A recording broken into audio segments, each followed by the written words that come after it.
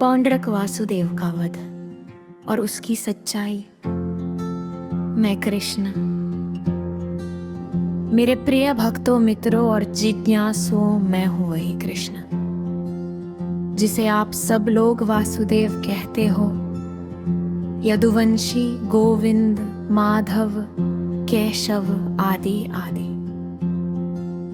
लेकिन आज मैं आप सब से बात कर रहा हूं न केवल देवकी नंदन के रूप में, बल्कि एक साधारण मनुष्य के रूप में जो इतिहास की धुंध में लिपटे मिथकों से घिरा हुआ है।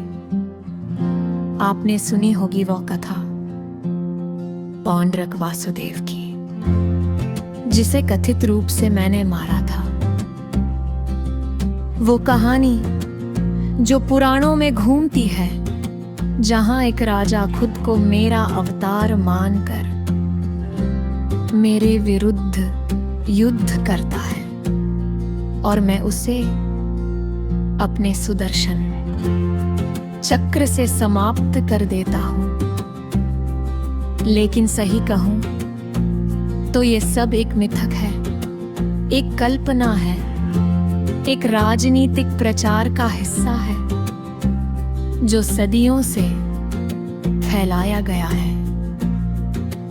आज मैं कृष्ण स्वयं इसके खंडन के लिए बोल रहा हूं।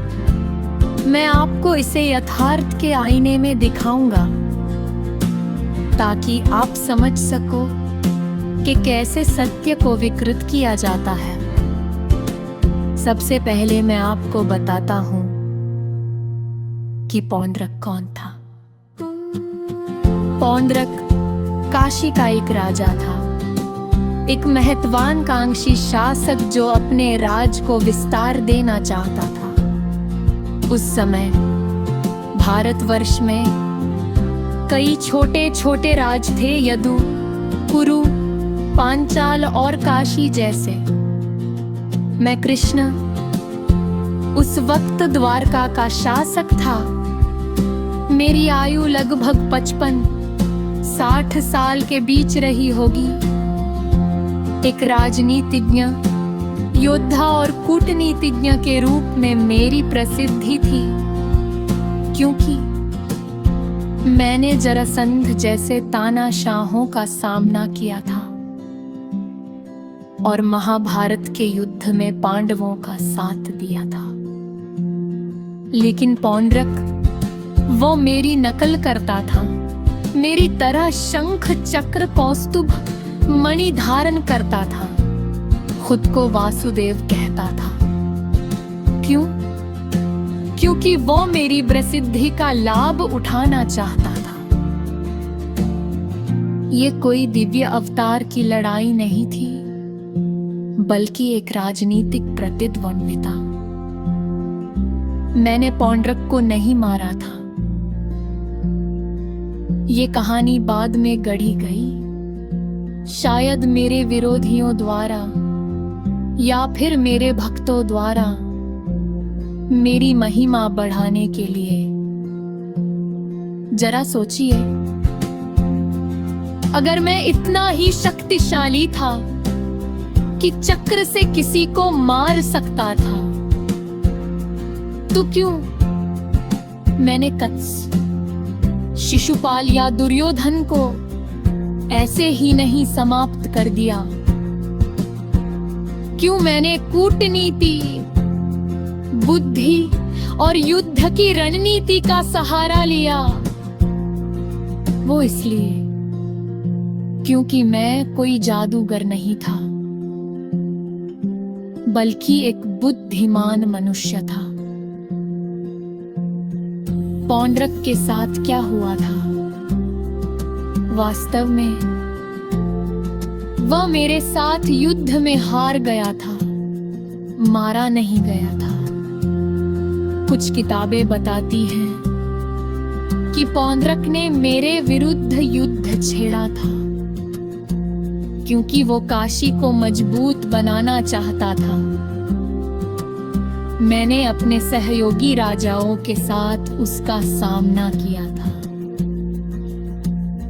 युद्ध हुआ था, लेकिन वो घायल होकर भाग गया था। बाद में वो अपने राज्य में लौटा और प्राकृतिक मौत मारा गया था। लेकिन कहानीकारों ने इसे दिव्य बना दिया। चक्र, अग्नि और विनाश। क्यों? क्योंकि उस युग में कहानियां ही इतिहास बनती थी और अतिशयोक्ति से नायक बनते थे। अगर आप यथार्थ को देखें तो आप जानेंगे, मैं कृष्ण एक सामान्य परिवार से था, यदुवंश से। लेकिन मेरे पिता वासुदेव और माता देवकी ने मुझे कंस के अत्याचारों से बचाया था। मैं गोकुल में बड़ा हुआ था, गोपालकों के बीच। मेरी शक्ति थी मेरी बुद्धि में, मेरे नेतृत्व में। पौंड्रक की कहानी को मिथक बनाने का कारण राजनीतिक था। उस समय वैदिक धर्म और नए विचारों का संघर्ष था। पौंड्रक शायद एक अलग संप्रदाय का था, जो खुद को विष्णु का अवतार मानता था। मैंने कभी किसी को केवल इसलिए नहीं मारा क्योंकि वह मेरी नकल करता था। चलिए इस कथा के कुछ बिंदुओं पर विचार करते हैं। पहला, पौंड्रक का खुद को वासुदेव कहना। असल में सच्चाई ये है कि उस युग में कई राजा खुद को देवताओं के अवतार कहते थे। जैसे जरासंध खुद को रुद्र का अवतार मानता था। ये एक प्रचार का तरीका था, जनता को प्रभावित करने का। मुझे भी कभी कभी खुद को ऐसे कहना पड़ा था, लेकिन वो प्रतीकात्मक था। जैसे वासुदेव अर्थात वसुदेव का पुत्र। पौंड्रक ने मेरी प्रसिद्धि देखी थी। मैंने मथुरा को कंस से मुक्त किया, द्वारका बसाई, तो उसने मेरी तरह वेशभूषा अपनाई। लेकिन क्या मैंने कभी उसे चुनौती दी नहीं? वास्तव में मैंने उसे पत्र भेजे, शांति की अपील की, लेकिन वो नहीं माना, क्योंकि वो भूमि और संसाधनों पर कब्जा चाहता था। दूसरा बिंदु, पुराण कहते हैं कि मैंने उसे चक्र से मारा। लेकिन सुदर्शन चक्र क्या था? वो कोई जादुई हथियार नहीं था, बल्कि वो मेरी सेना का प्रतीक था। एक गोलाकार हथियार या एक चक्राकार ढाल भी कह सकते हैं। युद्ध में मेरे योद्धाओं ने पौंड्रक की सेना को हराया था। वह घायल हुआ था, लेकिन मरा नहीं था। तीसरा बिंदु, उसके मित्र काशीराज की मौत का मामला। कथा कहती है कि मैंने उसे भी मार दिया था। असलियत ये है, काशीराज पौंड्रक का सहयोगी था, लेकिन युद्ध में वो मेरे योद्धा सात्यकी द्वारा मारा गया था, ना कि मेरे चक्र से। ये एक सामान्य युद्ध की मौत थी, कोई दिव्य हस्तक्षेप नहीं था। लेकिन भक्तों ने इसे भी मेरी शक्ति से जोड़ दिया। मैं कृष्ण हमेशा हिंसा का पक्षधर रहा था। गीता में मैंने कहा है, युद्ध केवल तब हो जब वो आवश्यक हो जाए। पौंड्रक के साथ भी मैंने बातचीत की कोशिश की थी। अब इस मिथक का प्रभाव ऐसा पड़ा कि मेरे विरोधी मुझे राक्षस साबित करने में लग गए, जबकि मेरे भक्त मुझे भगवान। लेकिन मैं न तो राक्षस था न पूर्ण भगवान, एक मनुष्य था जो अपने समय की चुनौतियों से लड़ा था। पौंड्रक शायद एक वास्तविक राजा था, लेकिन उसकी मौत प्राकृतिक थी। वो किसी चक्र या अग्नि से नहीं मारा गया था। यदि मैंने उसे मारा होता तो मेरे जीवन में मेरे और भी ढेरों दुश्मन बन गए होते। लेकिन मैंने जीवन भर मित्र बनाए, जैसे विदुर, भीष्म आदि।